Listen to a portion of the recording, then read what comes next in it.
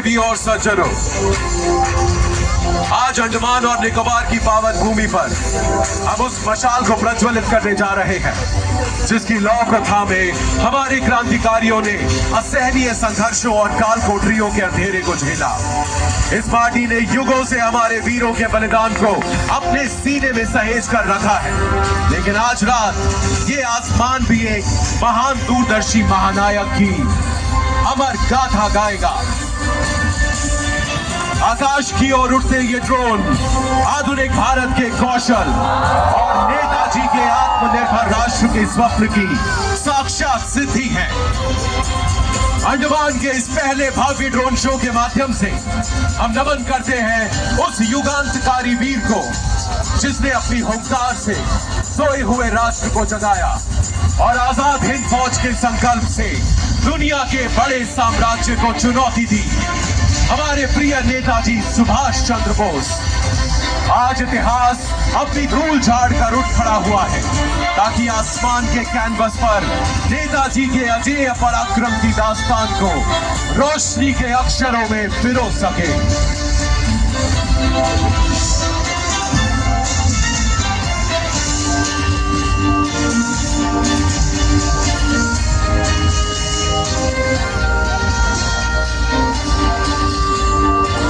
जब पूरा राष्ट्र साम्राज्य की बेड़ियों में जकड़ा हुआ था, तब इसी मिट्टी ने सबसे पहले अपनी जंजीरें तोड़कर एक स्वतंत्र आसमान के नीचे खड़े होने का साहस किया।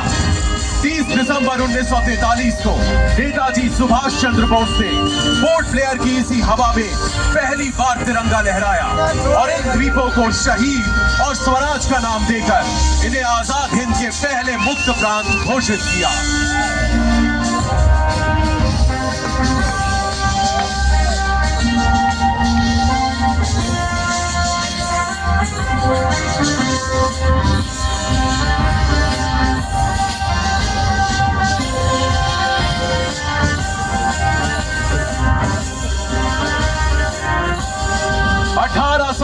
की उन गूंजों को अपने भीतर महसूस कीजिए जब एबरडीन की इस मिट्टी ने पहली बार प्रतिरोध का गौरव चखा था। यहाँ हमारे पूर्वजों के पराक्रम ने आधुनिक बंदूकों और दमनकारी साम्राज्य के फौलाद को चुनौती दी थी। ये स्मारक पत्थर का नहीं बल्कि उस भारतीय जिजीविषा का है जिसे मिटाने की कोशिशें तो बहुत हुई पर कभी सफल नहीं हुई।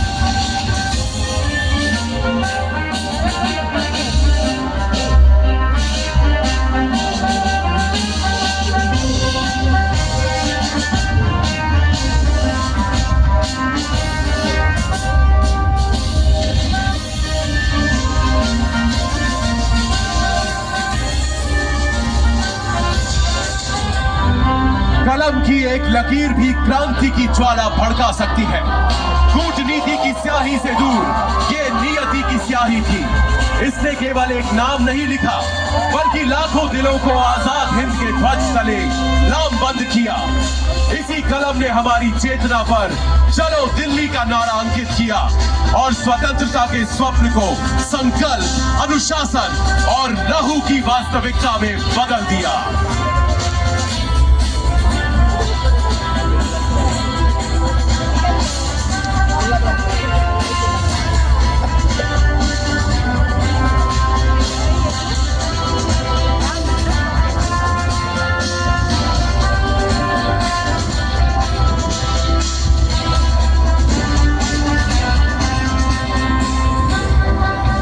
लकीरों के उतार चढ़ाव में विद्रोह की धड़कन है, एक ऐसा संकल्प जो रक्त से लिखा गया और मातृभूमि के लिए निभाया गया।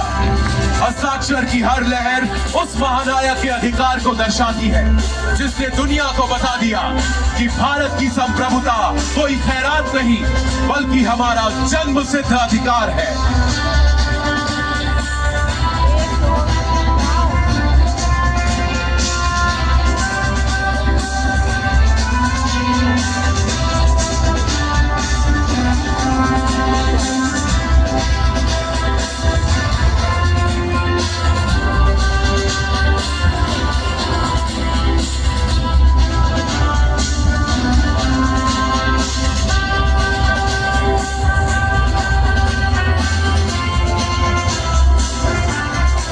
दोस्तों, आकाश के इस विशाल विस्तार में हमारे भाग्य का वास्तविक मानचित्र उभर रहा है। एक अखंड भारत की पवित्र ज्यामिति।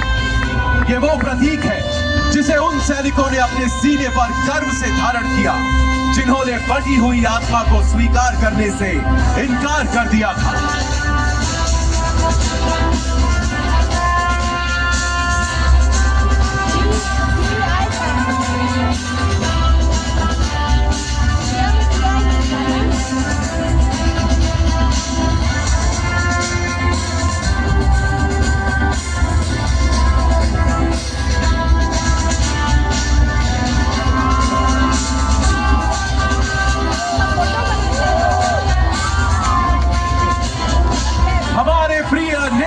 सुभाष चंद्र बोस, वो महानायक जिनकी आंखों ने 1943 के घने अंधेरे में भी आजादी का उजाला देखा और 7 समंदर पार पहली बार स्वतंत्र भारतीय सरकार की नींव रखी।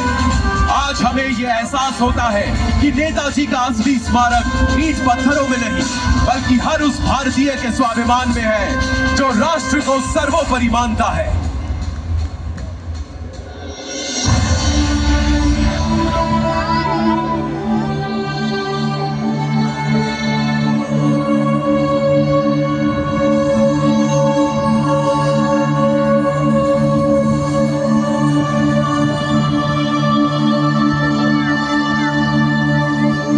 पत्थरों का मकसद है इंसानी हौसलों को तोड़ना और काले पानी के सन्नाटे में आवाजों को दफन करना। लेकिन सेलुलर जेल की ये दीवारें दृढ़ता का सर्वोच्च मंदिर बन गई, जहां काल कोठरी के अंधेरे में भी क्रांति के गीत गुनगुनाए गए। इस जेल की 7 शाखाएं भी उस अग्नि को नहीं बुझा सकी जिसने इस कारागार को भारतीय राष्ट्रवाद की जन्मस्थली में बदल दिया।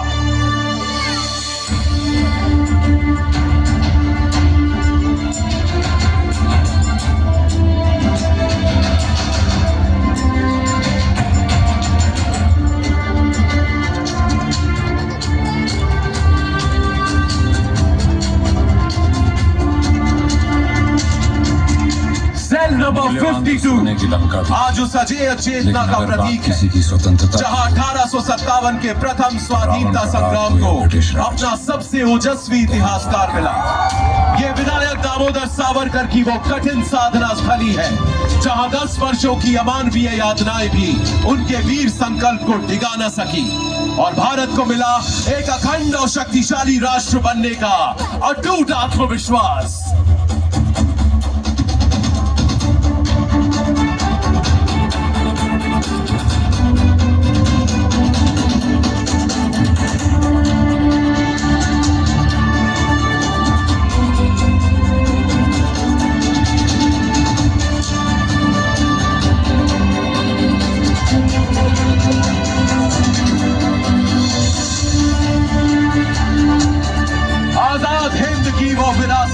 अब आत्मनिर्भरता की लहरों पर सवार है, जो हमारे अपने फौलाद और हमारे अपने सपनों से निर्मित है।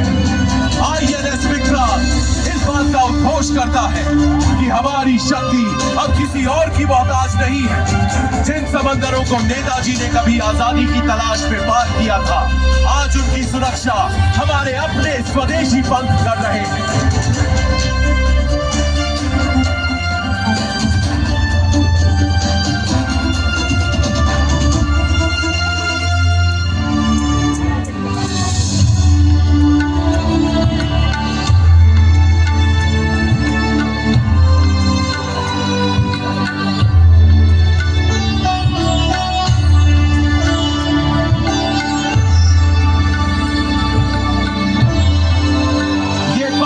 पराक्रम दिवस उस ऐतिहासिक मिलन का गवाह है, जहां हमारी प्राचीन वीरता हमारे भविष्य के संकल्पों से हाथ मिला रही है। आज हम अपने महानायक की 129वीं जयंती महज एक स्मृति के रूप में नहीं, बल्कि एक उभरती हुई तकनीकी महाशक्ति के सामर्थ्य और स्वाभिमान के साथ मना रहे हैं।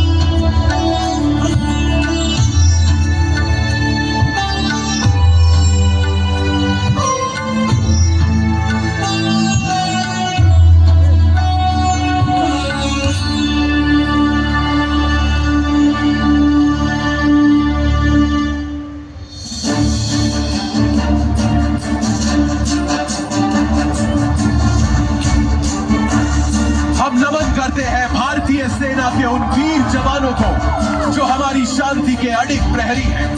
आज की सेना का हर अनुशासन और हर हुंकार उसी आजाद हिंद फौज की विरासत है, जिसकी नींव नेताजी ने राष्ट्र प्रथम के संकल्प पर रखी थी। ये हमारा प्रण है कि जिस तिरंगे की आन के लिए हमारे पूर्वजों ने बलिदान दिया, उसकी शान हम कभी झुकने नहीं देंगे।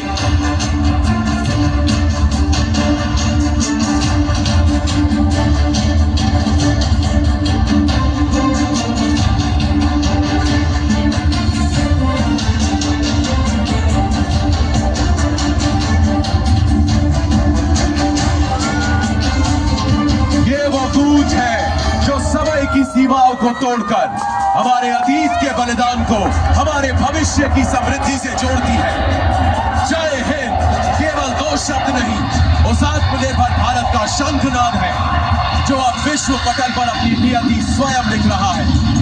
आइए हम साथ मिलकर इस अनंत आकाश को इस जय घोष से भर दें। जय हिंद, जय हिंद, जय हिंद।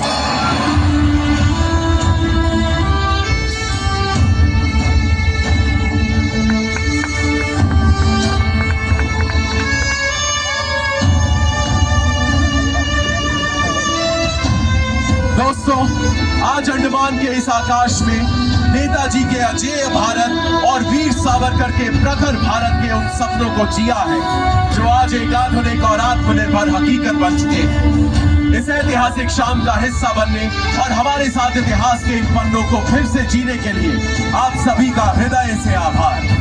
ये रोशनी यहाँ समाप्त नहीं होती, बल्कि ये हमारे संकल्पों में मशाल बनकर जलती रहेगी, एक ऐसे भारत के लिए जो श्रेष्ठ है, सशक्त है और सदैव प्रथम है। अंडमान की इस वीर भूमि से आने वाली पीढ़ियों के लिए बस एक ही संदेश कि वीरता हमारी विरासत है और विजय हमारा भविष्य। आइए सब मिलकर कहें, भारत